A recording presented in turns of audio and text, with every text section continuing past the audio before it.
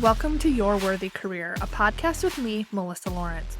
I'm a career and life coach with all the corporate cred in talent development and organizational psychology, and I help women like you get extraordinary results by being more you, not less. I won't just help you have a career experience worthy of you, but I will help you build your self-worth to shift what you think is possible and take the action that will create the career you've always wanted. Whether it's more meaningful work you're passionate about, making more money, getting to your next level, or being more effective as a leader, we are shattering the glass ceiling here, the one that exists for women at work and the one we put on ourselves with our doubt and inner critic. Each week, you will get practical teachings grounded in neuroscience and effective career development strategies. You'll experience deep mindset shifts and the perfect amount of woo so you can run your career with ease rather than your career running you. You were born for more, and I'm going to help you get there, with maybe a few dance parties along the way. Your up level begins now.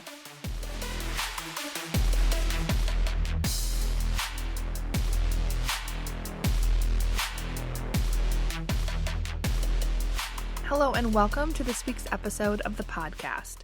Today, we're going to talk about a leadership development concept. You're going to hear me talk even more about these concepts on the podcast, because I believe you can be a leader at any level. I work with people that are directors or even vice presidents and individual contributors without direct reports. I work with people who are supervisors with 10 direct reports. I work with managers that do and do not have teams, but all of my clients are leaders. They lead themselves, their careers, and the impact they want to have. And this podcast is all about you being more effective and happy in your career and with yourself. You might be surprised to know that of all of the people that I've worked with, some with leadership titles don't even consider themselves leaders. They think of the executives or senior leadership team as the leaders, and this is a great disservice to you, thinking that you are not a leader or that you need to be a super high level or something other than who you are is only hurting you. So I challenge you to listen to each episode of this podcast and look for what you can take from each episode that applies to you and your life. Most times I tell you exactly how to apply it in different situations, but if I don't, take the leadership and the accountability to find those nuggets for yourself. They will make a huge difference for you. This week, we're going to dig into an advanced concept of leadership, and that is your leadership philosophy. Now, I say it's advanced, but it is also fundamental in order to be an effective leader. So why is it advanced if it's so fundamental? Because most leaders don't have one. A lot of people think of a leadership philosophy as something that you create when you're an executive, but I think that your leadership philosophy helps you advance your career and be a role model leader while feeling good about yourself at every level. In fact, even if you are not in a leadership position or don't have direct reports, you can still have a personal leadership philosophy. So first, let's talk about what a leadership philosophy is. Your leadership philosophy is like your true north. It defines your standard for what others can expect of you and what you expect of others. It guides you in making decisions and allows you to stay true to yourself regardless of the environment you're in or the people around you. It is so much bigger than your leadership style. You can think of it like your leadership philosophy is like a company mission, and your leadership style is like company goals. The philosophy is big and all-encompassing. How I use this with my clients is we define their leadership philosophy to help them showcase their unique contributions in the workplace, to demonstrate their leadership skills, and to help them overcome confusion and make decisions. Think about it. If you have a leadership philosophy that connects you to your purpose and impact that you want to make as a leader and contributor, that outlines your values and how to connect the work you do every day, work becomes more enjoyable. You don't get sucked into the drama or the negativity around you. You don't feel like you're sacrificing your values for your demanding boss or a less than ideal work culture. And that is your benefit. But let's think about this as the benefit to the people around you, because it's so much bigger than your personal satisfaction, although that is a very big perk. Whether it's your direct reports, your team, your boss, or peers, the people you work with will know what to expect from you when you are operating within your leadership philosophy. You will become reliable and consistent in your temperament and how you solve problems and how you interact with people. Think of the comfort your team will have to have a leader who is consistent and reliable in their approach to work. Think of what it might have been like for you to work for someone that seemed inconsistent. You never knew what to expect from them. Sometimes they included others in their decisions. Sometimes they made decisions in the silo. Sometimes they were friendly and casual. Other times they were micromanagerial and irritable. Personally, I have had the experience of reporting to someone like that. Sometimes in my one-on-ones, they would show me YouTube videos, which I found were not really relevant to our conversation or what I needed out of that meeting. And then other times they were very direct and somewhat micromanagerial. And it seemed to depend on what was going on with that person. And it didn't seem as though they had a bigger mission for what they wanted to accomplish. And reporting to someone like that is not fun or effective. It doesn't allow you to do your best work. And that's what people are experiencing if you're not operating under a leadership philosophy, even when you have really good intentions. Now, as a listener, you are a leader.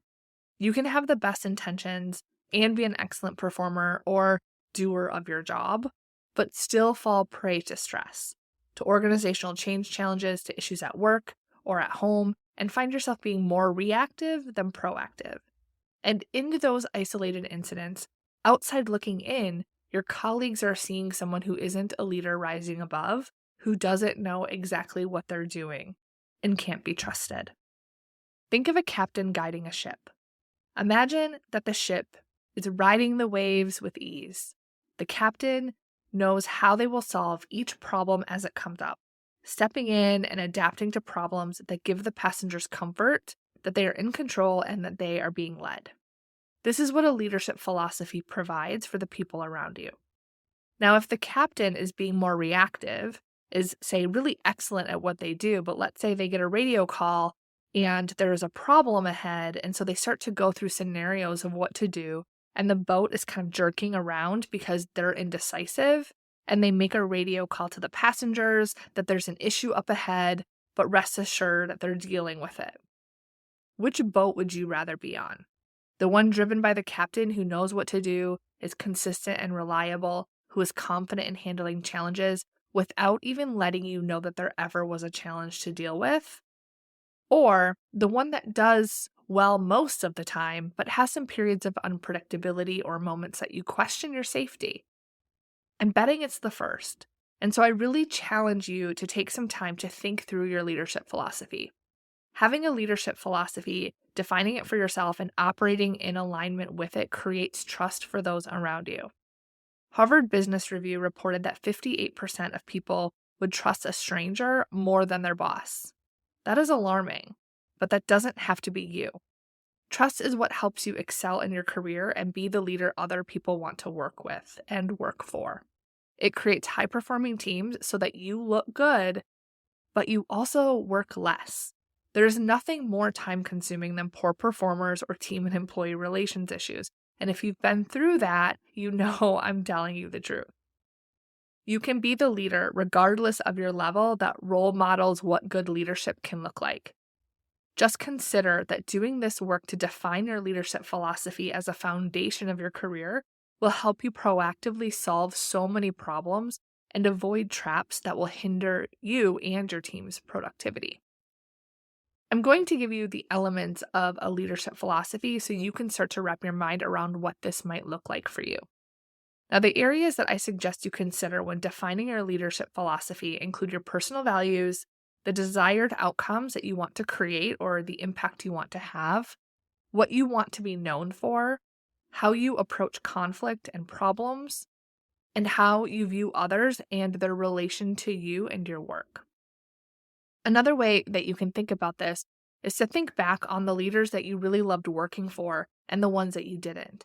This can be a clue to the type of leader that you want to be and what your values are.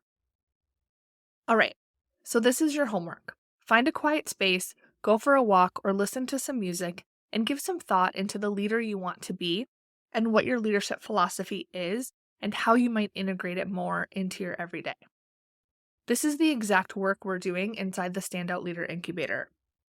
The Standout Leader Incubator is my leadership development coaching program for aspiring and current leaders. In the program, we're diving into the leader you want to be and will create your unique leadership philosophy as the foundation of the work we will do together. You will then build on it and practice integrating it until it is second nature throughout our time together. You will truly be the standout leader you want to be for yourself and those around you. Enrollment opens in February. Join the waitlist at yourworthycareer.com/incubator. When you join the waitlist, I send you weekly leadership development tips and strategies so you can start being a more effective leader today. You also get first access to apply for the incubator before it is open to the public. Head there now. All right, leaders, my cheetah family, I will talk to you next week.